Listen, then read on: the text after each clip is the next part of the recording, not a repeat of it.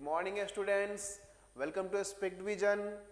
कैसे हैं आप लोग? मैं उम्मीद कर रहा हूं बहुत अच्छे होंगे। तैयारी वॉर लेवल पे चल रही होगी, आई कैन अंडरस्टैंड। ब्रह्मास्त्र की ये सीरीज चल रही है। इससे पहले जो ब्रह्मास्त्र का लेक्चर हमने कवर किया था, तो हमने सेमीकंडक्टर डिवाइसेस के लिए वो लेक्चर बनाया था। तो आज जो हमारा दूसरा मॉड्यूल है, उसके ब्रह्मास्त्र को लेके मैं आपके सामने उपस्थित हूँ, डायोड एप्लीकेशन। तो डायोड एप्लीकेशंस के लिए जो हमने डिजाइन किया है ब्रह्मास्त्र का लेक्चर, वो आज मैं लेके आपके सामने उपस्थित हूँ। ठीक है बच्चों, तो without doing any further delay, let's go to the content. ठीक है, और मैं उम्मीद करता हूँ कि इससे पहले जो हमने सेमीकंडक्टर का ब्रह्मास्त्र आपको दिया था, आपने उसको उपयोग करने के क्रम में आप लग गए होंगे, बिकॉज मैंने आपको बताया था कि हाँ, ब्रह्मास्त्र किन के लिए यूजफुल है। बेसिकली वो सबके लिए यूजफुल है कि अगर किसी की तैयारी काफ़ी अच्छी हो गई है, फिर भी वो अंतिम समय में एक रिवीजन के लिए और प्लस जो सेलेक्टिव क्वेश्चंस है, सेलेक्टेड क्वेश्चंस है, वो उसको वहाँ से हम देख सकते हैं, रिवाइज कर सकते हैं। और बाकी जिनकी तैयारी नहीं अच्छी हो पाई है, उनके लिए भी ब्रह्मास्त्र काफ़ी उपयोगी है। तो मैं उम्मीद करता हूँ कि जो इससे पहले सेमीकंडक्टर डिवाइसेस जो हमने देखा था, सेमीकंडक्टर एप्लीकेशंस, तो उसके ब्रह्मास्त्र को आप पढ़ रहे होंगे, रिवाइज कर रहे होंगे। ठीक है, तो अभी चलते हैं, हमारे सामने है डायोड एप्लीकेशंस। ठीक है, तो देखते हैं क्या कुछ है सॉरी, आज टंग ट्विस्ट काफ़ी हो रहे हैं। तो देखते हैं क्या कुछ है आज ब्रह्मास्त्र के अंदर। ठीक है, okay, let's start. Okay, so the first question is explain the working principle of a half wave rectifier. Rectifier का हमको पता है कि रेक्टिफायर एक सर्किट है जो AC को DC में कन्वर्ट करती है, करेक्ट। तो रेक्टिफायर सर्किट है हमारे पास that converts AC input voltage into pulsating DC। अब उसमें हाफ वेव रेक्टिफायर था, फुल वेव रेक्टिफायर था। फुल वेव, हाफ वेव का आपको पता है कि वो हाफ AC के साइनोसॉइडल वेव, जो साइनोसॉइडल वेव होता है, उसका हाफ पार्ट ही वो कन्वर्ट करता है। तो हाफ वेव रेक्टिफायर था, फिर फुल वेव रेक्टिफायर था। तो ये जो क्वेश्चन है related to half wave rectifier है। Half wave rectifier is a simple circuit that converts AC input voltage into pulsating DC। ये सबको पता है कि भाई ये क्या करता है, AC को converts AC into pulsating DC output voltage by allowing only one half cycle. क्या है ये इंपॉर्टेंट है, by allowing only one half cycle of the AC wave form, तभी इसका नाम है हाफ वेव रेक्टिफायर। दोनों होता है तो full wave rectifier. To pass through while blocking other half cycle, दूसरे वाले हाफ साइकिल को ये ब्लॉक करता है। The core component of a half wave rectifier is a single diode connected in series with AC source. Single diode connected with series in AC source and a load resistor during the positive half cycle. Positive half cycle में क्या होता है कि जब positive half cycle है तो AC input diode क्या होगा, फॉरवर्ड बायस होगा। तो वो क्या करता है, करंट को अलाउ करता है flow through it and the load resistor resulting A positive voltage across the load. Positive half cycle है तो उसमें वो डायोड फॉरवर्ड बायस में होता है तो करंट फ्लो होता है। लेकिन नेगेटिव हाफ साइकिल में क्या होता है, वही सेम डायोड रिवर्स बायस में हो जाता है। तो वो उस केस में क्या करता है कि बहुत हाई रेसिस्टेंस वो प्रोवाइड करता है उस सर्किट में, और इसकी वजह से वो जो लोड रेसिस्टेंस है उस पर करंट नहीं जा पाता है। The output voltage across the load resistor is this a series of positive pulses separated by periods of zero voltage. तो क्या होता है, हाई रेसिस्टेंस होता है and effectively blocking the current flow होने ही नहीं देता है। कॉन्सिक्वेंटली इसका कॉन्सिक्वेंसेस क्या होता है, इसका क्या प्रभाव है, no voltage appears across the load resistor. Load resistor पे कोई भी वोल्टेज नहीं दिखता है during the negative half cycle. तो अब हमको क्या हुआ कि पॉजिटिव हाफ साइकिल में तो वोल्टेज मिला, ये हमारा AC था, ये हमारा DC था। पॉजिटिव हाफ साइकिल में जो वोल्टेज था वो ऐसा है, नेगेटिव हाफ साइकिल में कोई वोल्टेज नहीं है, यहाँ से यहाँ तक कोई वोल्टेज नहीं है। ठीक है, ये हमारा AC था, ये हमारा DC है। तो इसके लिए लिखा कि the output voltage across the load resistor, अगर हम पूरा आउटपुट वोल्टेज देखें, दस series of positive pulses separated by periods of zero voltage, मतलब ऐसा ऐसा पॉजिटिव वोल्टेज का पल्स होता है और सेपरेटेड बाय जीरो वोल्टेज, मतलब टिक टिक ऐसा कुछ। अगर इसको और छोटे में देखें तो ऐसे आएगा वोल्टेज, फिर जीरो, फिर ऐसे, फिर जीरो, फिर ऐसे। इसी को बोल रहा है कि ये सीरीज ऑफ पॉजिटिव पल्सेज है और बीच बीच में क्या है, separated by periods of zero voltage. ठीक है, इसका डायग्राम देखते हैं कि पॉजिटिव हाफ साइकिल में क्या होता है। पॉजिटिव हाफ साइकिल में ये हमने दिया, ये प्लस, तो ये पॉजिटिव हाफ साइकिल में यहाँ से क्या होगा, हाँ ये शॉर्ट सर्किट हो गया, यहाँ पे एक डायोड था बेसिकली, तो ये शॉर्ट सर्किट हो गया। और यहाँ पे नेगेटिव हाफ साइकिल में ये ओपन सर्किट हो गया। ठीक है, तो लोड पे कोई करंट नहीं है, यहाँ पे लोड पे है, तो यहाँ क्या है, यहाँ वोल्टेज मिला, और यहाँ क्या है, वोल्टेज नहीं मिला, कुछ भी नहीं मिला। ये ऐसे दिखा सकते हैं। इसके बाद ये यहाँ इस पार्ट में कोई भी वोल्टेज नहीं है, जीरो वोल्टेज है। ठीक है, यहाँ जीरो वोल्टेज है। ओके, दूसरा क्वेश्चन है describe the working principle of centre tap full wave rectifier. Half wave के बाद हमने फुल वेव भी पढ़ा था, तो फुल वेव रेक्टिफायर है। फुल वेव रेक्टिफायर में भी दो है, ब्रिज टाइप और सेंटर टैप। तो ये सेंटर टैप है, तो सेंटर टैप का ये डायग्राम है, इसका वर्किंग प्रिंसिपल हमको बताना, ये क्वेश्चन था। तो in centre tap full wave rectifier centre tap transformer is use, एक ट्रांसफार्मर यूज होता है जिसको सेंटर टैप बोलते हैं। Here is the simple circuit diagram, ये सर्किट डायग्राम है। इसको अगर आप ध्यान से देखो तो ये एरिया क्या है, ये एरिया एक ट्रांसफार्मर है। अभी इसको छोड़ देते हैं, ठीक है, इसको अभी छोड़ते हैं। ये एरिया पहले देखो क्या है, ये एरिया यहाँ से यहाँ देखो, ये ट्रांसफार्मर है, ट्रांसफार्मर का कॉइल कोर, ये यहाँ से यहाँ तक एक ट्रांसफार्मर है। ठीक है, ऊपर में एक डायोड लगा और यहाँ पे एक सेंटर टैप लगा और नीचे में भी एक डायोड लगा, इधर रेसिस्टेंस लगा। ठीक है, तो ये पॉजिटिव हाफ साइकिल का है और ये नेगेटिव हाफ साइकिल का है। ठीक है, तो जब यहाँ पे हम पॉजिटिव, यहाँ से पॉजिटिव सप्लाई जब देते हैं, यहाँ से जब पहले बार में पॉजिटिव सप्लाई अगर देंगे तो ये उस टाइम D1 ऑन हो जाएगा। D1 ऑन होगा, इस तरीके से करंट यहाँ I1 फ्लो होगा, यहाँ इसके थ्रू फ्लो होगा, फिर यहाँ जाके वो करंट ग्राउंड हो जाएगा। ठीक है, जब नेगेटिव हाफ साइकिल करेंगे तो उस टाइम D1 बंद रहेगा, D2 चालू रहेगा, तो भी करंट यहाँ से I2 जाएगा और फिर इधर से I2 फ्लो होके चला जाएगा। मतलब R1 के अक्रॉस हमेशा करंट रहेगा, R1 के अक्रॉस करंट हमेशा ही रहेगा। ठीक है, तो ये बेसिकली इसका फंडा था। ठीक है, आगे भी देखते हैं। ये डायग्राम अगर आपको समझ में आ जाए तब यहाँ एक्सप्लेन करने के लिए कि positive half cycle, during the positive half cycle the AC input diode D1 is forward bias और करंट कंडक्ट करता है, the D2 is in reverse bias and does not conduct. सही बात है, D2 यहाँ पे कंडक्ट नहीं करेगा, पॉजिटिव हाफ साइकिल में ये कंडक्ट करेगा, ये नहीं कंडक्ट करेगा क्योंकि यहाँ पे निगेटिव आएगा, निगेटिव की वजह से ये रिवर्स बायस में होगा। Current flow through the load resistance R1 in one direction, ये उसी डायरेक्शन में, तो करंट का डायरेक्शन हमेशा ऐसा ही रहे, ऐसा ही है। यहाँ पे करंट हमेशा इसी डायरेक्शन में फ्लो हो रहा है, तो इस डायरेक्शन में करंट फ्लो हो जाएगा। नेगेटिव हाफ साइकिल होगा तो इस टाइम क्या होगा कि D1 रिवर्स बायस में होगा, D2 फॉरवर्ड बायस में होगा। ठीक है, तो करंट फिर से रेसिस्टेंस पे आर लोड पे करंट फ्लो करेगा, लेकिन सेम डायरेक्शन में, जैसा पॉजिटिव हाफ साइकिल था वैसा ही नेगेटिव हाफ साइकिल में भी करेगा। ठीक है, तो अल्टीमेटली क्या आपको मिलेगा, यहाँ पे R1 में भी गया, देखो यहाँ पॉजिटिव हाफ साइकिल में भी यहाँ पे करंट गया, नेगेटिव हाफ साइकिल में भी यहाँ पे करंट गया, मतलब नेगेटिव हाफ साइकिल में भी उसी डायरेक्शन में वोल्टेज हुआ, तो आपको वहां यहाँ जो आउटपुट मिलेगा वो कुछ ऐसा मिलेगा, ऐसा आउटपुट आपको मिलेगा क्योंकि नेगेटिव में भी गया और पॉजिटिव में भी गया। ठीक है, okay. Describe the working principle of A bridge full wave rectifier. अब हमने अभी सेंटर टैप पढ़ा, तो अभी ब्रिज है, तो ब्रिज का सर्किट डायग्राम देखो, तो ये ब्रिज का सर्किट डायग्राम है।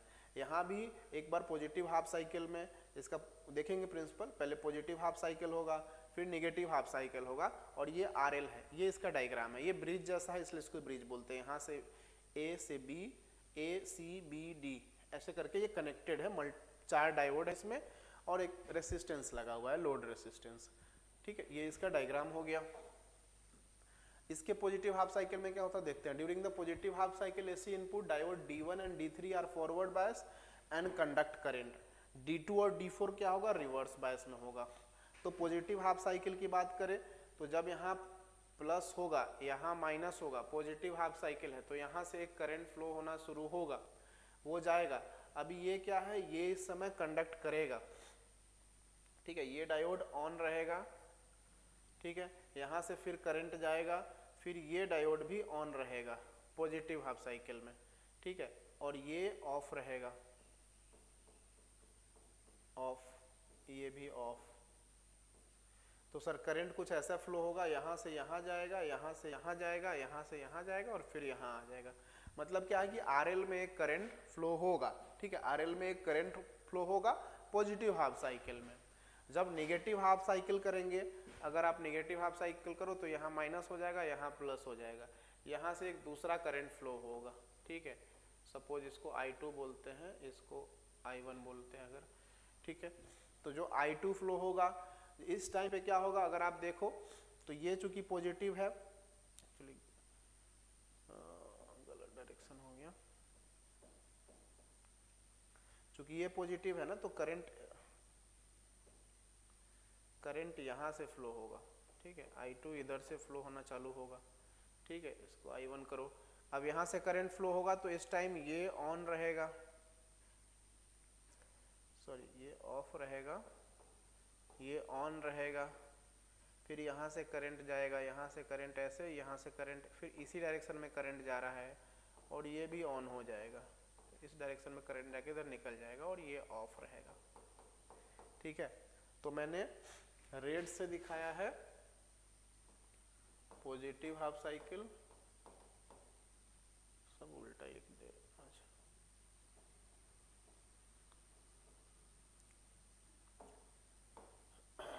ठीक है। तो यहाँ पे हमने क्या है, येलो से लिखा है positive half cycle, positive half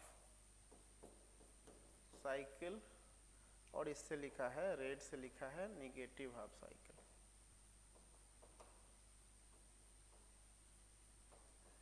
तो आपको पता लग जाएगा कि ये कैसे हो रहा है, ठीक है। ये डायग्राम में मैंने आपको समझा दिया, सेम थ्योरी है यहाँ पे कि नेगेटिव हाफ साइकिल में क्या होगा कि भैया D2 and D4 forward bias में होगा और D1 D3 रिवर्स बायस में होगा। इंपॉर्टेंट चीज क्या है कि ऑलवेज आरएल में सेम डायरेक्शन होगा, सिंगल डायरेक्शन, लोड रेसिस्टेंस पे हमेशा एक ही डायरेक्शन में करंट जाएगा। तो इसके वजह से क्या होगा कि जो आउटपुट हमारा आएगा, अगर आप इसमें भी देखो, इसका भी जो आउटपुट अगर आपको मिलेगा तो वो कुछ ऐसा ही मिलेगा, इसमें भी ये सेम डायरेक्शन में ही बनेगा, ये भी आउटपुट आरएल के थ्रू वैसा ही मिलेगा, ठीक है। Okay, derive the expression for average output voltage of a full bridge full wave rectifier with a sinusoidal input voltage, ठीक है। तो during each half cycle of the input the output voltage is a half sinusoidal। each half cycle में क्या होगा, input का each half cycle अगर देखेंगे, positive half cycle देखो या नेगेटिव हाफ साइकिल देखो, हर एक में क्या होगा, आउटपुट वोल्टेज क्या होगा, half sinusoidal with a peak voltage of Vm for ideal diode. Since both half cycle contribute to the positive output, the average DC output voltage is twice the average voltage of AC। देखो AC में क्या है कि यहाँ पे अगर हम input की बात करें, यहाँ क्या बोलना चाह रहा है ये कि इनपुट में हमारा क्या होता है, ये वोल्टेज ऐसे चलता है, तो एवरेज इसका लिए तो पॉजिटिव भी हो रहा है, नेगेटिव भी हो रहा है, लेकिन जो इसका आउटपुट होगा वो हमेशा पॉजिटिव होगा। तो अगर मीन लाइन खोजे, अगर हम एक बीच का लाइन निकाले तो यहाँ की ये लाइन यहाँ आएगी, लेकिन यहाँ पे ये लाइन यहाँ आएगी, है ना, ये शिफ्ट करेगा ना, तो ये जो Vm होगा यहाँ, ये इसके डबल होगा, मतलब इसका एवरेज जो वोल्टेज होगा, इसका एवरेज वोल्टेज, क्योंकि हर बार ये पॉजिटिव है ना, ये हर बार पॉजिटिव है तो इसका एवरेज नेगेटिव तो है ही नहीं। अब उसमें क्या था, -2 + 2 -2 + 2, तो सब बराबर हो गया, यहाँ +2 + 2 + 2, तो एवरेज ऑब्वियसली इसका ज्यादा होगा। Therefore the DC average DC output voltage of full wave rectifier with diode, ठीक है, तो आइडियल डायोड का जो फुल वेव रेक्टिफायर होगा,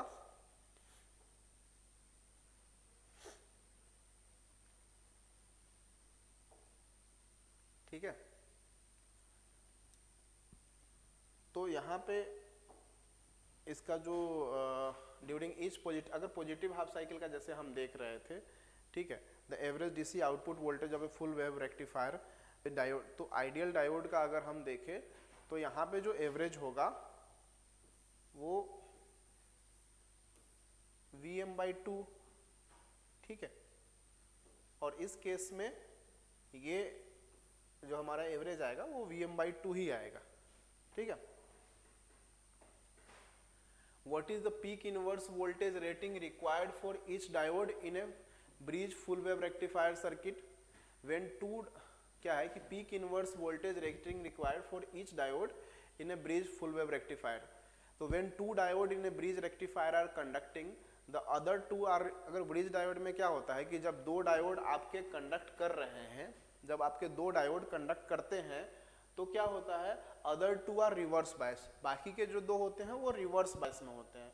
the maximum reverse voltage across a non conducting diode occurs, तो क्या है कि दो कंडक्टिंग में तो दो रिवर्स बायस में सही है। The maximum reverse voltage across a non conducting diode occurs when the input AC voltage is at its peak value, सही बात है।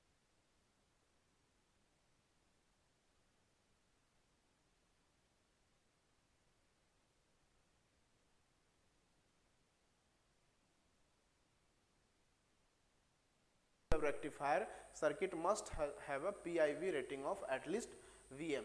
देखो बोलने का क्या मतलब है कि पीक जैसे मान लो इनपुट का एक वोल्टेज है कि चलो इनपुट जो है वो Vm दे रहा है, ठीक है। उसका जो पीक इनवर्स वोल्टेज ये होता है या ये, ठीक है। मान लो कि Vm यहाँ सॉरी मैक्सिमम वोल्टेज ये होता है, ये मैक्सिमम वोल्टेज है। तो क्या बोल रहा है कि when two diode in bridge rectifier conducting करते, दो डायोड तो कंडक्ट कर रहे हैं तो उसके अक्रॉस तो वोल्टेज रुक नहीं रहा है, वो तो आगे ट्रांसफर हो जा रहा है।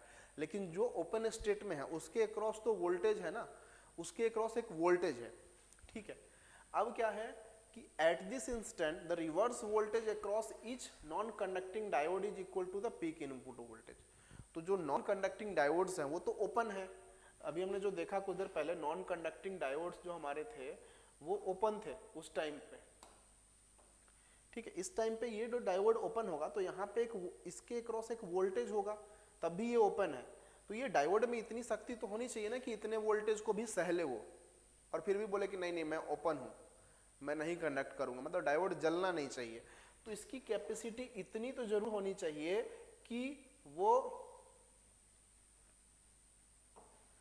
इसकी कैपेसिटी इतनी होनी चाहिए therefore each diode in a bridge full wave rectifier must have PIV rating of at least Vm तक तो होना चाहिए कि Vm तक के भार को वो सह पाए कि हम नहीं ओपन भी रह सकते हैं। मान लो कि उसका रेटिंग ही इतना नहीं है और वहां से हम वोल्टेज दे देंगे तो फॉरवर्ड बायस में तो चला ही गया। जो फॉरवर्ड बायस में क्या है कि वो तो ठीक है, जो लेकिन जो रिवर्स बायस है उसको भी अगर Vm वोल्टेज ज्यादा मिल जाएगा तो वो भी जल सकता है ना, कंडक्टिंग हो सकता है, ब्रेकडाउन हो सकता है, ठीक है। तो वो नहीं होना चाहिए। What are the advantage of a full wave rectifier over a center tap? अब देखो फुल वेव रेक्टिफायर में दो है, ब्रिज और से, तो दोनों में क्या डिफरेंस है ये हमारा क्वेश्चन है। The bridge full wave rectifier offer several advantage. क्या क्या एडवांटेज है? हाइयर आउटपुट वोल्टेज, अगर आउटपुट वोल्टेज देखो तो ब्रिज रेक्टिफायर में आपको ज्यादा आउटपुट वोल्टेज मिलेगा for the same input transformer secondary voltage peak Vm। The bridge rectifier provides a higher peak output voltage, यहाँ पे आपको ज्यादा हाइयर वोल्टेज मिलेगा as compare to centre tap rectifier, ठीक है। तो इसके वजह से क्या है, इसका डीसी आउटपुट वोल्टेज भी, एवरेज डीसी आउटपुट वोल्टेज भी आपका ज्यादा रहेगा, ठीक है।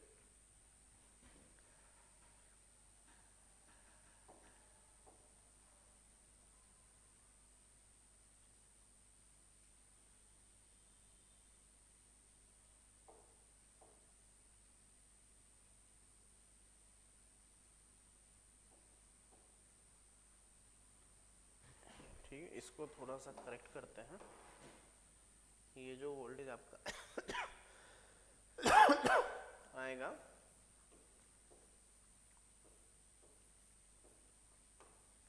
ठीक है 2 Vm/पाई आएगा इसका एवरेज, ठीक है। Lower PIV rating of a diode, peak inverse voltage क्या है डायोड का, for the same peak output voltage the diode in a bridge rectifier requires a lower PIV rating Vm as compare to the centre tap. Centre tap में हमको इतना PIV चाहिए, यहाँ पे Vm चलेगा। No centre tap transformer required, centre tap नहीं रहेगा तो सेंटर टैप में क्या है, एडिशनल तो वो ट्रांसफॉर्मर भी चाहिए ना, तो इसलिए हम ब्रिज रेक्टिफायर को ज़्यादा इफिशियंट मानते हैं। Why the filters are use in rectifier circuit, ऐसा रेक्टिफाइंग हो जाता है उसका फिल्टर क्यों यूज करते हैं वो क्वेश्चन है। What is the primary goal of using a filter, filter का प्राइमरी यूज क्या है।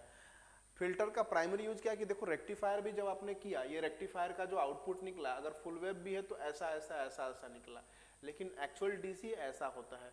ये जो रिपल्स आया, ये जो रिपल्स आया, ये रिपल्स हमको नहीं चाहिए, ठीक है। फिल्टर्स आर यूज्ड इन, इसी के लिए हम फिल्टर यूज करते हैं basically. Filters are used in rectifier circuit to reduce the AC ripple content, ये जो रिपल कंटेंट है उसको हम हटाना चाहते हैं in the pulsating DC output voltage and produce a smoother more constant, हमको मोर कांस्टेंट और स्मूथर डीसी वोल्टेज चाहिए। The output of a rectifier, whether half wave or full wave, is not pure DC but contains significant variation at the ripple frequency. Rectifier का output तो permanent DC होता नहीं है।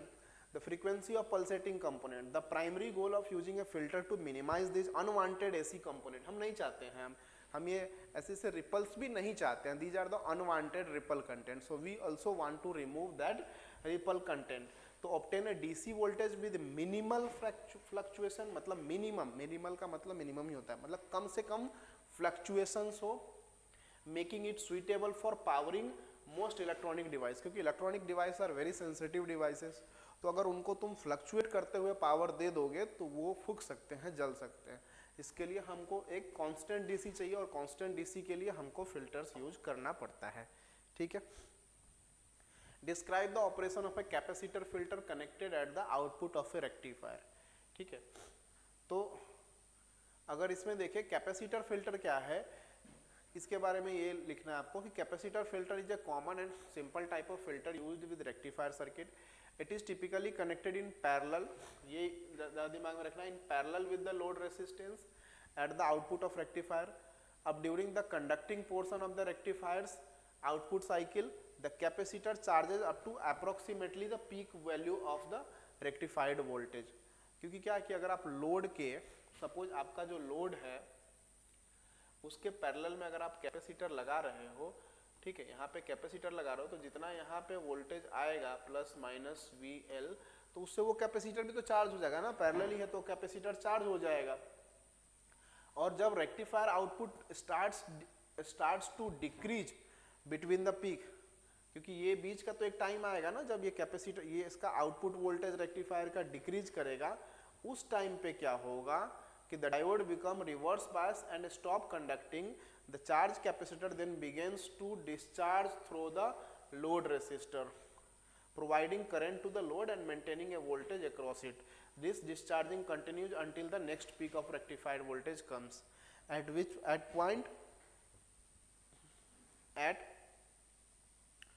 point the diode conduct again, recharge the capacitor thus smooths out the pulsating DC voltage by shortening energy during the peaks and releasing during the troughs, resulting into DC voltage with a reduced ripple। देखो ये तो आपको पढ़ के लिखना पड़ेगा, याद करना पड़ेगा, समझना भी पड़ेगा, लेकिन मैं आपको समझाता हूँ बेसिकली क्या था कि हमने, अब देखो यहाँ पे हमको हमारा मेन प्रॉब्लम क्या था, अगर देखें कि हमारा मेन प्रॉब्लम तो यही था ना कि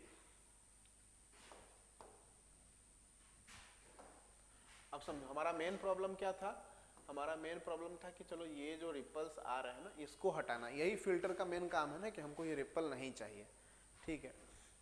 तो अगर मैं मान के चलूं कि यहाँ पे क्या हो रहा है कि ये हमने कैपेसिटर एक लगाया, तो जब ये आउटपुट में वोल्टेज आया तो कैपेसिटर भी चार्ज हो गया, ठीक है।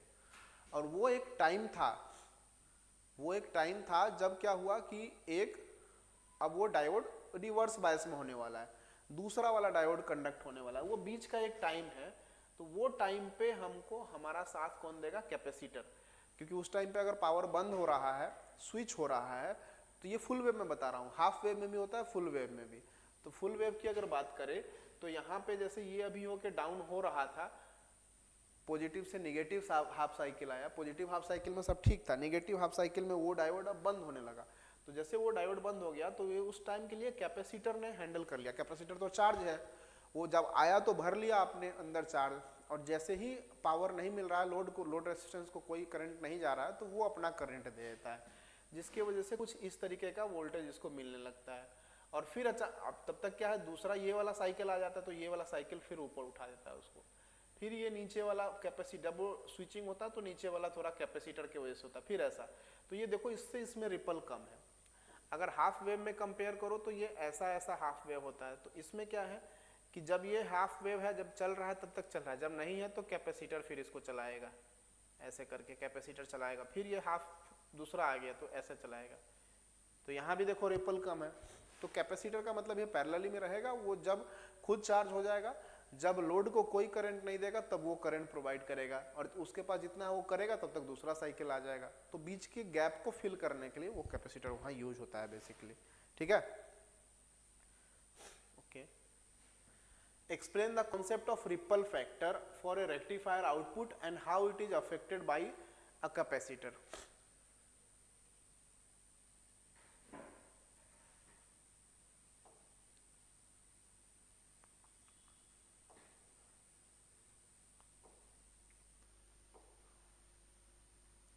Explain the concept of ripple factor for a rectifier output and how it is affected by a capacitor filter. The ripple factor is a measure of the amount of AC ripple present. आपको पता है कि ripple तो वही है, ठीक है। DC output of a rectifier. It is defined as the ratio of the RMS value of the AC ripple voltage to the average DC voltage. A smaller ripple factor, अगर smaller ripple factor होगा तो क्या होगा, ripple factor अगर कम है तो smoother DC होगा। A capacitor filter significantly reduce the ripple factor of rectifier output. अभी हमने देखा कैपेसिटर फिल्टर कैसे कम करता है। Without a filter, the ripple factor for a full wave rectifier is approximately 0.48. When a capacitor is added, the capacitor charges to near the peak voltage and the discharge partially between the peaks. वही बताया ना, near the peak capacitor charge हो जाएगा, जब peak है तो वो charge हो जाएगा, और जैसे ही वो डाउन होने लगा तो दो पीक के बीच में जो डाउन का एरिया आएगा उस टाइम में कैपेसिटर उसको प्रोवाइड कर देगा। तो ये रिपल फैक्टर को कम कर देता है। अगर नहीं लगाएंगे तो लगभग 0.48 रिपल फैक्टर होगा। इससे क्या है, ये रिड्यूस करता है variation in the output voltage resulting in a much smaller RMS ripple voltage and a higher average DC voltage, this significantly lower the ripple factor. तो ये रिपल फैक्टर को काफी कम कर देता है। The ripple factor of a full wave rectifier with a capacitor filter अगर आप लगा देंगे तो ये अराउंड इतना हो जाता है। ये सही से यहाँ पे थोड़ा टाइपो है, ठीक है, ये ठीक है। यहाँ पे क्या, F is the ripple frequency और ये CR है, CR, ठीक है। तो ये कैपेसिटर CR क्या है, फिल्टर कैपेसिटेंस, एंड R1 क्या है, लोड रेसिस्टेंस। दस equation shows the increasing CL of, अगर हम इंक्रीज करेंगे इसको और डिक्रीज करेंगे रिपल फैक्टर, ठीक है, अगर फ्रीक्वेंसी को इसको करेंगे तो हमारा रिपल फैक्टर इंक्रीज होगा या डिक्रीज होगा, मतलब उस पर डिपेंड करेगा, ठीक है।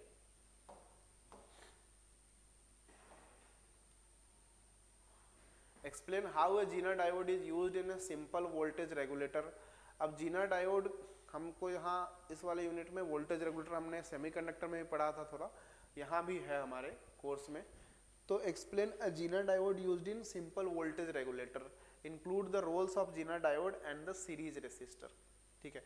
जीना डायोड से वोल्टेज रेगुलेटर कैसे बनाते हैं उसके बारे में ये क्वेश्चन है, ठीक है। तो इसमें समझना है कि Zener diode can be used to create a simple voltage regulator circuit to maintain a nearly constant. हमने पढ़ा था कल अपने लास्ट लेक्चर में भी कि जो जीना डायोड है उसमें जीनर ब्रेकडाउन होता है तो वोल्टेज कांस्टेंट हो जाता है, थोड़ा भी वोल्टेज बढ़ेगा तो करंट बहुत बढ़ेगा, और एक लिमिट पे जाके वोल्टेज वीजेड कांस्टेंट हो जाता है और करंट बढ़ने लगता है। तो वही जीनर ब्रेकडाउन का मैकेनिज्म ही जीनर वोल्टेज रेगुलेटर में यूज होता है, ठीक है। तो a Zener diode can be used to create a simple voltage regulator circuit to maintain a nearly constant output voltage across a load. Nutshell में अगर हम बात करें तो यही है इंपॉर्टेंट पॉइंट कि वो आउटपुट वोल्टेज कांस्टेंट होना चाहिए एक लोड के across, despite variation in the input voltage, input voltage में कुछ भी वेरिएशन हो जाए, यहाँ से अगर हमने एक इनपुट वोल्टेज लगाया और यहाँ पे एक लोड रेसिस्टेंस लगाया, तो यहाँ का वोल्टेज हमेशा कांस्टेंट होना चाहिए, ये चेंज नहीं होना चाहिए, ठीक है। The circuit typically consist of a Zener diode connected in parallel with the load resistance RL and a series current limiting resistance RS between the unregulated input voltage and the Zener diode load combination। मतलब यहाँ पे एक resistance लगता है, यहाँ पे एक resistance लगाएंगे, या यहाँ पे एक हम Zener डायोड का सिंबल आपको पता ही है, ठीक है, यहाँ पे एक Zener डायोड लगाएंगे, ठीक है। Role of the Zener diode, the Zener diode क्या करेगा, रिवर्स बायस में ऑपरेट करता है। In this region the voltage across the Zener diode, reverse voltage में क्या होगा, रिलेटिवली कांस्टेंट हो जाता है over a wide range of reverse current. उसके अंदर से रिवर्स करंट कितना भी फ्लो करे लेकिन वो कांस्टेंट हो जाएगा। तो जब इसके अंदर से करंट कुछ भी फ्लो हो जाए तो क्या एक्सेसिव करंट होगा, तो यहाँ पे ज़्यादा चला जाएगा, इसमें कांस्टेंट करंट होगा। कम करंट होगा तो इसके अंदर से कम हो जाएगा, ये सप्लाई दे देगा। मतलब करंट का वेरिएशन ये बर्दाश्त कर सकता है जीना डायोड, लेकिन लोड को नहीं जाने देगा, प्रॉब्लम नहीं करने देगा। तो क्या यहाँ बोल रहा है कि इसका वोल्टेज जो है रिलेटिवली कांस्टेंट रहता है over a wide range of reverse current flowing through it. This voltage clamping characteristic is what provides the voltage regulation. The Zener diode ensure that voltage across the load connected in parallel with its also maintain approximately VZ। मतलब ये समझता है अगर यहाँ VZ है तो मतलब इसके अक्रॉस भी VZ वोल्टेज कांस्टेंट तो रहेगा ना, क्योंकि ये Zener डायोड खुद में करंट ले सकता है, दे सकता है, कम या ज़्यादा कर सकता है, लेकिन वोल्टेज कांस्टेंट रखेगा। तो चूंकि वोल्टेज कांस्टेंट है पैरेलल में, तो लोड के अक्रॉस भी वोल्टेज कांस्टेंट रहेगा। अब सीरीज रेसिस्टर्स का क्या रोल है, the series resistor serves to limit the current flowing through the Zener diode. वो लिमिट करता है कि जीनर डायोड के अंदर कितना करंट फ्लो करेगा।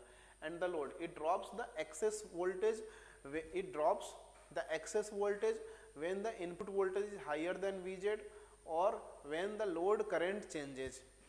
तो ये क्या करता है, वो उसको करंट को भी कंट्रोल करता है। If the input voltage increases the current through RS and the Zener diode also tend to increase. Current क्या, इनपुट वोल्टेज बढ़ेगा तो RS के थ्रू भी करंट बढ़ेगा, जीनर डायोड का भी बढ़ेगा। हाउएवर द जीनर डायोड क्या करेगा, वोल्टेज जीनर डायोड का वोल्टेज तो कांस्टेंट रहेगा, तो वो कांस्टेंट रहेगा।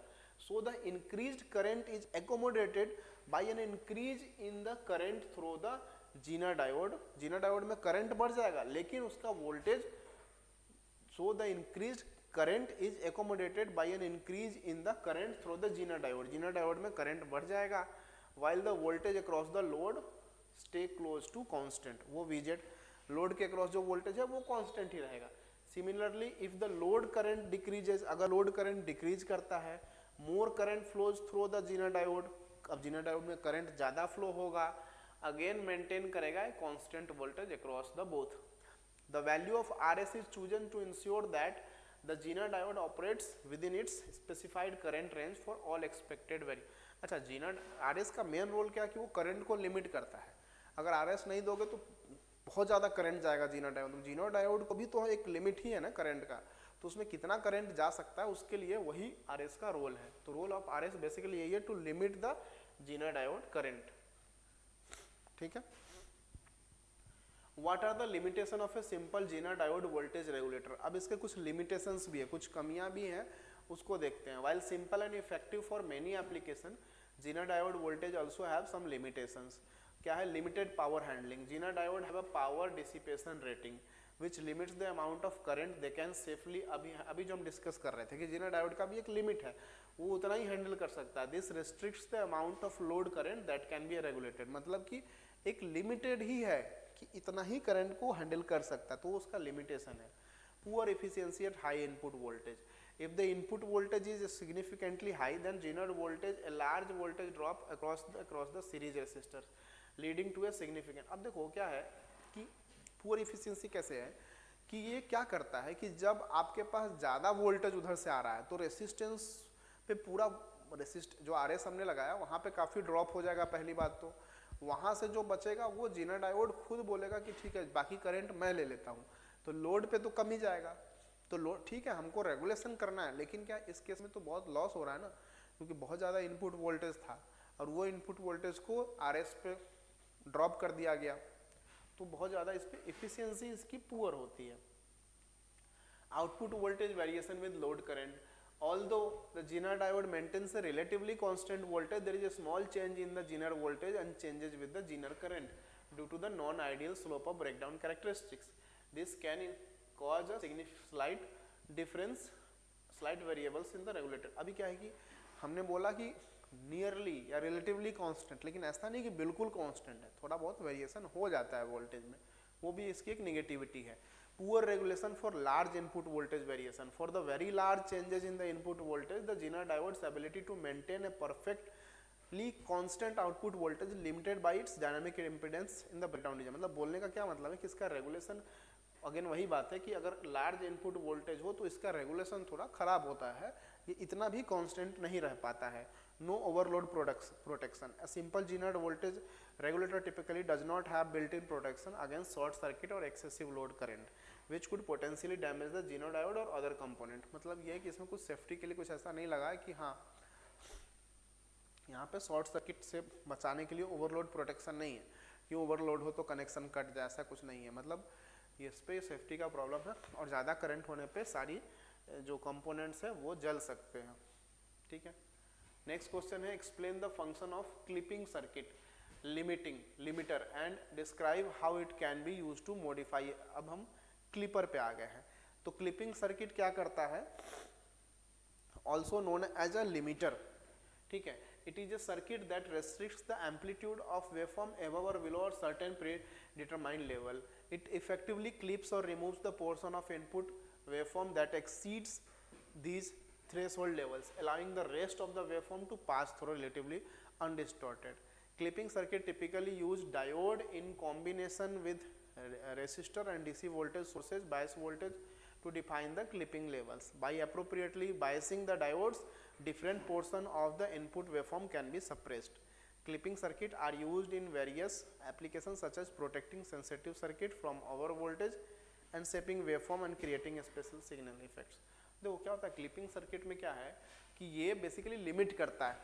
अब जो हमारा आउटपुट है, ठीक है, अगर मान लो कि हमारा एक है, हमारा ये इस तरीके का एक इनपुट है, लेकिन अगर हमको इसको क्लिप करना है, हमको ऐसा करना है कि हमको ऐसा चाहिए या हमको ऐसा चाहिए कि पॉजिटिव में पूरा आए, नेगेटिव यहाँ क्लिप हो जाए। ठीक है, तो ये स्पेशली रिक्वायरमेंट्स के लिए वोल्टेज को क्लिप करता है, यही बेसिकली क्लिपर का फंक्शन है। ठीक है, अब क्लैंपिंग सर्किट भी है, क्लिपिंग भी है, क्लैंपिंग भी है। Clamping circuit also known as a DC restorer और DC level shifter. It is designed to shift the entire waveform and AC signal to a different DC voltage level without altering the shape of the waveform. Unlike the clipping circuit that removes the parts of a waveform, clamping circuit क्या करता है, add or subtract a DC component to the input signal. The primarily function is to ensure that either positive or negative peak of the output waveform is fixed at a specific DC level. और तो इसमें क्या है, देखो अभी clipping का हम अलग हमने देखा, यहाँ इस तरीके का इनपुट का एक वेवफॉर्म है। ठीक है, क्लिपिंग में हमने देखा कि वो क्लिप कर रहा है, कहीं से काट कर रहा है, काट दे रहा है। क्लैंपिंग में क्या है कि जब उसको आप करोगे तो ये डीसी लेवल ही शिफ्ट हो जाएगा। चलो यहाँ पे अगर हम बात करें कि ये यहाँ शिफ्ट हो गया, तो सेम वेवफॉर्म है वो कुछ ऐसा आ जाएगा। अभी देखो डिजाइन सेम है, इसका पैटर्न सेम है, लेकिन इसका डीसी लेवल शिफ्ट हो गया। अब इसका डीसी लेवल यहाँ आ गया, पहले उसका डीसी लेवल वहाँ था। तो ये काम है क्लैंपर का, ये क्लैंप करती है, उठा देती है। तो clamping circuit typically employ an capacitor, a diode and often a resistor and may also include independent DC bias voltage source to achieve the desired shift. ये शिफ्टिंग करता है, लेवल शिफ्टर इसको बोलते हैं। The capacitor charges to peak voltage of the input signal during 1/2 cycle and this stored charge then acts to shift the entire waveform up or down voltage during the other half cycle. अभी देखो ये clipping clamper को इसका basic circuit क्या है, पूरा design और ये सब हमने बहुत अच्छे से अपने लेक्चर में पढ़ा, जो हमारे रेगुलर लेक्चर से। अभी क्या है यहाँ कि हमने ऐसे क्वेश्चंस प्रोवाइड करा है जिसमें आपको इतना आंसर लिखना है। ठीक है, उसके हिसाब से ये सफिशियंट है। Okay, what are some applications of clamping circuit.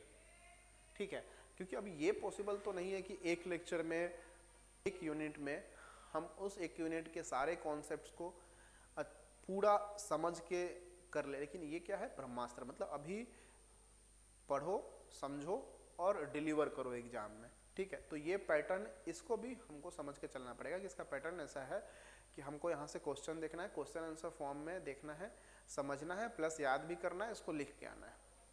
ठीक है, अब बेनिफिट क्या है जिन लोगों के साथ, जिन लोगों ने बहुत अच्छे से समझा हुआ है उनके साथ बेनिफिट है, क्योंकि जिन लोगों ने साल भर बहुत अच्छे से मेहनत की और बहुत अच्छे से समझा है, उनको ये सारे कॉन्सेप्ट्स क्लियर हैं अच्छे से।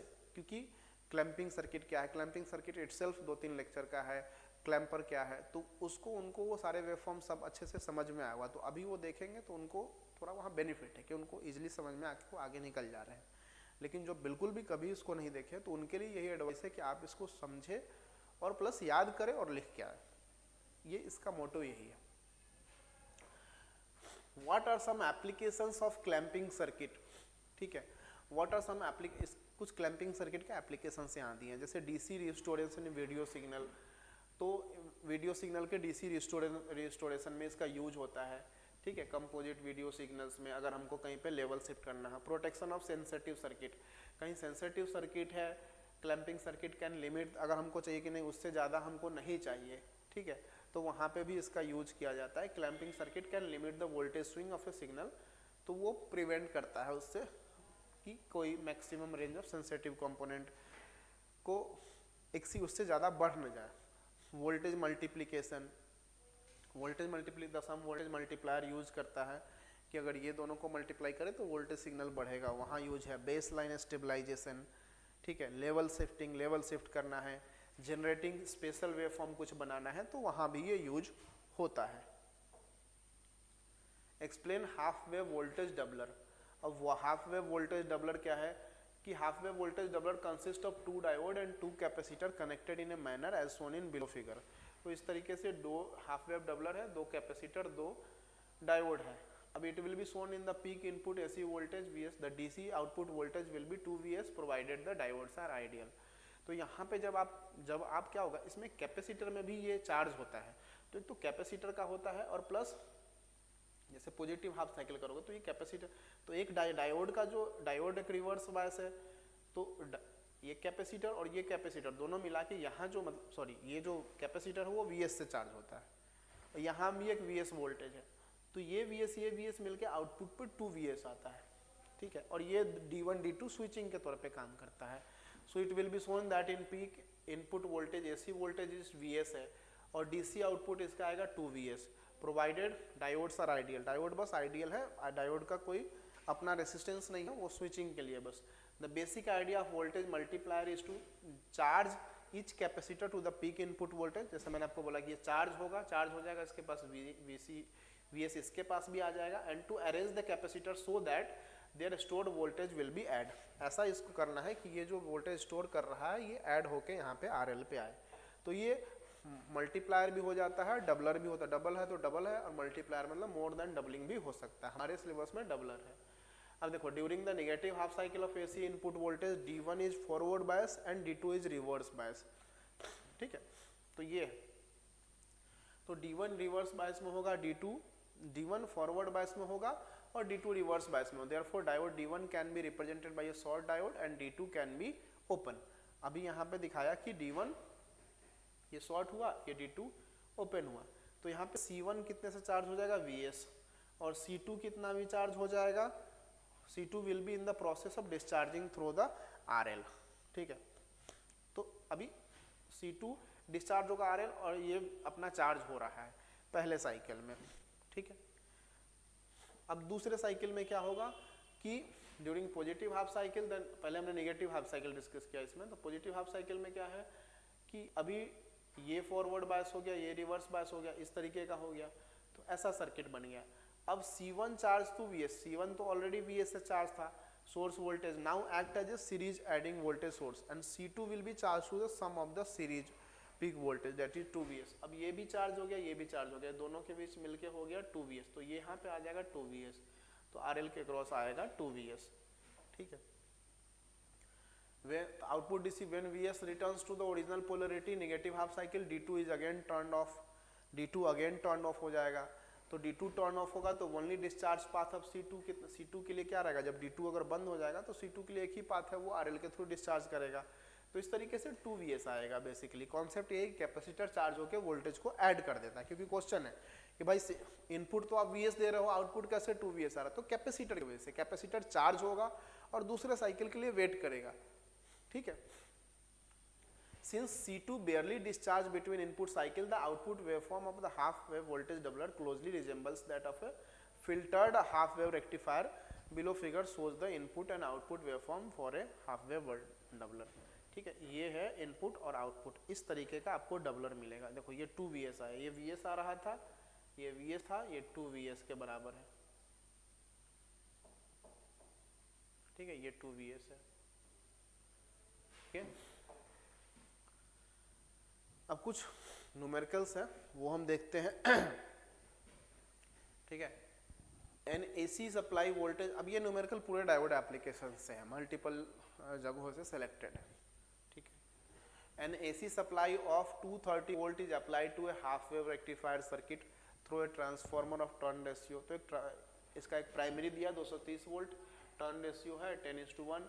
क्या क्या फाइंड करना है, the output DC voltage and the peak inverse voltage. Assume the diode to be ideal, diode ideal है मतलब कि डायोड का कोई वो सीधा शॉर्ट सर्किट हो जाएगा। Primary to second turn ratio क्या है, N1/N2। ठीक है, अब पहला इसमें क्या निकाला कि भाई 230 क्या है, प्राइमरी वोल्टेज है। ठीक है, तो यहाँ पे क्या बोला, 230 वोल्टेज यहाँ पे मिल रहा है। ठीक है, ओके, अब क्या है कि मैक्सिमम प्राइमरी वोल्टेज क्या होगा, तो मैक्सिमम 230 वोल्टेज यहाँ पे है, तो मैक्सिमम प्राइमरी वोल्टेज होगा चूंकि √2 VM होता है। तो ठीक है, तो यहाँ पे आएगा 325.3। अब मैक्सिमम सेकेंडरी वोल्टेज अगर हमको निकालना है तो वो सेकेंडरी वोल्टेज हम कैसे निकालेंगे, Im/π आएगा। ठीक है, VDC Im/π हम निकालना चाह रहे हैं कि यहाँ पे क्या वोल्टेज होगा इनटू RL। ठीक है, तो बेसिकली पहले हमको IDC निकालना पड़ेगा। ठीक है, सेकेंडरी के लिए पहले हम IDC निकालेंगे और IDC से RL में मल्टीप्लाई करेंगे तब आएगा। ठीक है, तो अब Im/π निकालने के लिए क्या हमको प्रॉब्लम है कि हमको सेकेंडरी वोल्टेज, अगर यहाँ पे हम सेकेंडरी वोल्टेज निकाले तो देखो टर्न रेशियो के हिसाब से अगर करें तो इसका V प्राइमरी और V सेकेंडरी इक्वल टू कितना हो जाएगा, 10:1। ठीक है, तो V सेकेंडरी V प्राइमरी के अपॉन हम यहाँ इसमें 10 कर देंगे तो ये क्या आएगा, 32.53 आएगा।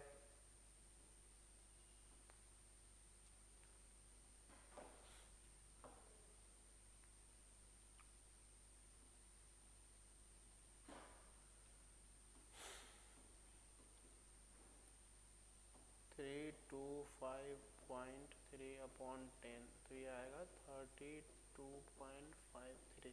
ठीक है, ओके, अब इसका DC निकाला तो Im हमको पता लग गया, तो क्योंकि ये जो जहाँ भी देता नहीं RMS वोल्टेज हमको दिया, तो मैक्सिमम निकालने के लिए मैंने √2 से मल्टीप्लाई किया। उसके बाद हमने सेकेंडरी वोल्टेज निकाल लिया। अब हमने IDC हमको निकालना है तो इसके लिए Im/π करना है। अब Im के लिए हम Im/π करना है। ठीक है, तो Im/π इंटू RL और पाई क्या होता है, ये VSM/π होगा। ठीक है, सीधा तो VSM हमको निकाल लिया हमने सेकेंडरी और पाई से मल्टीप्लाई किया तो इतना 10.36 आ गया। ठीक है, यहाँ पे हमने जो अभी निकाला वो 32.53 निकाला। तो पहला हमारा क्वेश्चन क्या था, आउटपुट DC वोल्टेज, तो आउटपुट DC वोल्टेज हमारा ये निकल गया। During the negative half cycle of AC supply, the diode is reverse bias and hence conduct no current. Therefore, maximum secondary voltage appears across the diode. मतलब जब second positive negative half cycle में क्या होगा कि ये तो diode बंद होगा, तो जो पूरा का पूरा वोल्टेज है, सेकेंडरी वोल्टेज जो भी है 32.53, वो पूरा का पूरा यहाँ पे रिफ्लेक्ट हो जाएगा। ओके, दूसरा क्वेश्चन है, a half wave rectifier is used to supply 50 volt DC to a resistive load of 800 ohm. The diode has a resistance of 25 ohm. ठीक है। सबसे पहले हाफ वेव रेक्टिफायर है use to supply 50 volt DC, इसका 50 volt DC है, ठीक है okay, to a resistive load of 800 ohm. The diode has a resistance of 25 ohm, calculate the AC voltage. तो सबसे पहले VDC हमको पता है कि 50 वोल्ट है, डायोड रेसिस्टेंस हमको पता है कि 25 ओम है, ठीक है, और लोड रेसिस्टेंस हमको कितना पता है कि 800 ओम है, ये भी हमको पता है, ठीक है। तो Vm be the maximum value of AC voltage required, अगर Vm इसका मैक्सिमम वोल्टेज रिक्वायर्ड होगा, ठीक है, तो Im क्या होगा, Vm upon RF plus RL, ठीक है ओके। यहाँ पे थोड़ा सा ये टाइपिंग में प्रॉब्लम हो गया है, ठीक है। तो अगर आप यहाँ देखो तो Im upon pi into RDC, Im upon pi into RDC करेंगे, ठीक है ना। तो Im upon pi into RDC को हम क्या लिख सकते हैं, ठीक है, इसको हम लिख सकते हैं ये 50 ओम अपॉन पाई, ठीक है, क्योंकि यहाँ देखो Im यहाँ से क्या है, Im upon pi into RDC equals to, actually ये दो जगह का आ गया है, ये Im को आप ऐसा मानो, रुको मैं इसको एक्सप्लेन करके ऐसे लिखता हूँ, ठीक है।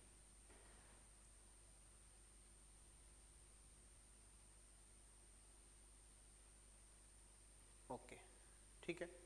तो यहाँ अगर देखो सीधा क्वेश्चन क्या समझना है कि Vm be the maximum value of AC voltage required. हमारा क्वेश्चन क्या था कि half wave rectifier use to 50 volt DC to a resistive load of 800 ohm, ठीक है, डायोड का रेसिस्टेंस कितना है 25 ohm, calculate the AC voltage required. तो AC वोल्टेज हमको कितना रिक्वायर्ड है, ठीक है, तो AC वोल्टेज हमको जो रिक्वायर्ड होगा, सबसे पहले कि कितना रिक्वायर्ड होगा, अगर यहाँ हम देखें तो ये 50 हमारा क्या है, 50 हमारा VDC है, तो ये VDC है, ठीक है।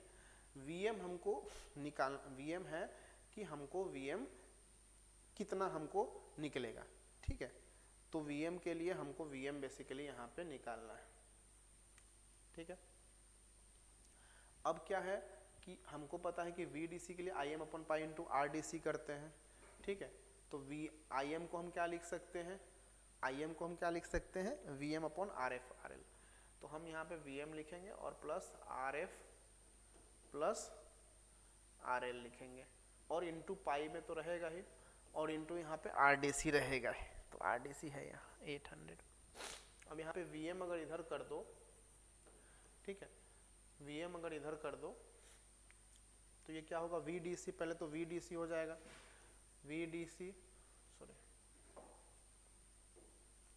VDC ऊपर मल्टीप्लाई में क्या हो जाएगा, RF plus RL into pi, ठीक है, और अपॉन 800, यही होगा ना, ठीक है। तो यहाँ क्या आ जाएगा, VDC का वैल्यू आपको क्या दिया हुआ है यहाँ पे 50, RF प्लस RL का कितना हुआ 825, तो ये दोनों मिला के 825, ठीक है, इंटू पाई, ठीक है, तो पाई का यहाँ पे वैल्यू क्या हो गया 3.14, अपॉन में कितना हो गया 800, यही वैल्यू निकल के आपको आया 162 वोल्ट। तो 162 वोल्ट आपको चाहिए कहाँ, मैक्सिमम वोल्टेज इनपुट साइड में, ठीक है okay. For the circuit shown in below figure find output voltage, find voltage drop across the resistance and the current through zener diode, ठीक है। तो ये एक आपका एक सर्किट है, इसमें आपको सारे पैरामीटर्स दिए हैं, उसके हिसाब से आपको निकालना क्या है, पहला output voltage and the voltage drop across series resistance, यहाँ पे कितना होगा VZ कितना है वो VZ निकालना है, and the current through zener diode मतलब IZ निकालना है, ठीक है। अगर हम जीना डायोड को रिमूव करेंगे तो ऐसा कुछ हमें इसको दिख जाएगा, ठीक है। The voltage across the open circuit is given by, अब ओपन सर्किट में कितना वोल्टेज होगा, ठीक है, तो RL into R plus RL क्यों, क्योंकि यहाँ पे क्या वोल्टेज है 5 और प्लस यहाँ पे क्या वोल्टेज है 10, तो 5 10 15 ओम हो गया, ठीक है, RL के क्रॉस निकालना है तो RL दिया, मेन वोल्टेज कितना है 120 दिया, तो इसके क्रॉस तो वोल्टेज हमको निकल गया कि 80 वोल्ट हो गया, ठीक है। Since the voltage across zener diode is greater than VZ, अब हमको जीना डायोड के अक्रॉस जो वोल्टेज है वो जीना डायोड का वोल्टेज कितना 50, मतलब क्या है कि ब्रेकडाउन होगा, मतलब ऑन स्टेट में रहेगा, इसलिए हम क्या बोल सकते हैं represented by a battery of 50 volt as shown in referring to the above figure, ठीक है। आउटपुट वोल्टेज हमारा VZ कितना 50 वोल्ट निकला, वोल्टेज अक्रॉस R हमने अभी निकाला, ठीक है, वो इनपुट वोल्टेज था, वहाँ से VZ निकाला मतलब 70 वोल्ट। तो पहले हम चेक कर रहे थे बेसिकली कि जीना डायोड ऑन है कि ऑफ है, हमको पता लगा कि भाई 80 वोल्ट आ रहा है, उसको 85 वोल्ट चाहिए तो ऑन है। अब 120 माइनस 50 वोल्ट किया तो 70 वोल्ट आ गया, ठीक है। लोड करंट निकाला IL VZ अपॉन RL, तो VZ हमारे पास है, RL है, निकल गया। करंट थ्रू R है, हमारे पास वोल्टेज है और सीरीज रेसिस्टेंस का वैल्यू है तो निकल गया। किरचॉफ्स लॉ किया तो I प्लस IL IZ दोनों करेंगे तो जीनर करंट बेसिकली हमको मिल गया 9 मिली एम्पियर, ठीक है। For the circuit shown in below figure find the maximum and minimum value of Zener diode current. फिर से एक उसी टाइप का डायग्राम आया कि 80 से 120 वोल्ट तक होता है, तो इसमें भी हम चेक कर लेंगे कि हाँ the first step is to determine the state of the Zener diode on है कि नहीं। It is easy to see that the given range of voltage 80 to 120 volt, the voltage across zener यहाँ पे 50 volt चाहिए, ये दे रहा है 80 से 120 volt, hence the Zener diode will be in on state। पहले तो ये पता लग गया। Consequently it can be replaced by a battery of 50 volt as shown in below figure, ठीक है। तो क्या है कि यहाँ पे maximum Zener current, the Zener current will conduct, maximum current कब होगा जब इनपुट वोल्टेज मैक्सिमम होगा, 120 पे ही मैक्सिमम करंट आएगा ना, तो अगर उसके क्रॉस हम उसके हिसाब से निकाले तो वोल्टेज अक्रॉस 5 किलो ओम कितना आएगा 120 वोल्ट माइनस 50, क्योंकि 50 यहाँ ड्रॉप हो गया 70 volt.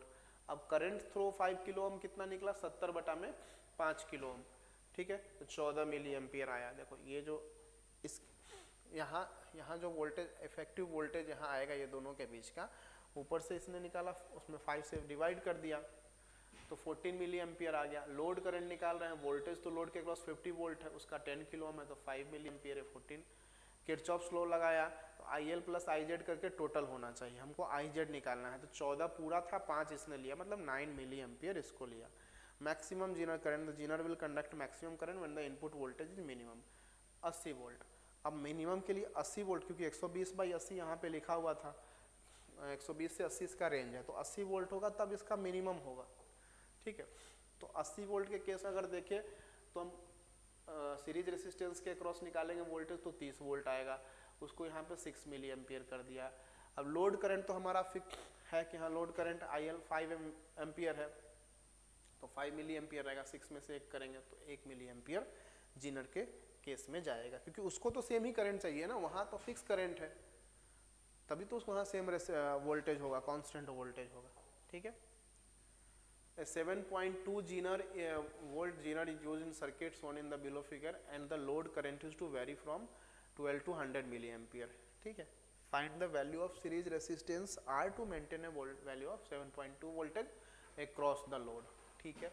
The input voltage is constant at 12 volt and minimum Zener current is 10 milliampere। अब देखो इसमें minimum Zener current भी दे दिया है, ठीक है।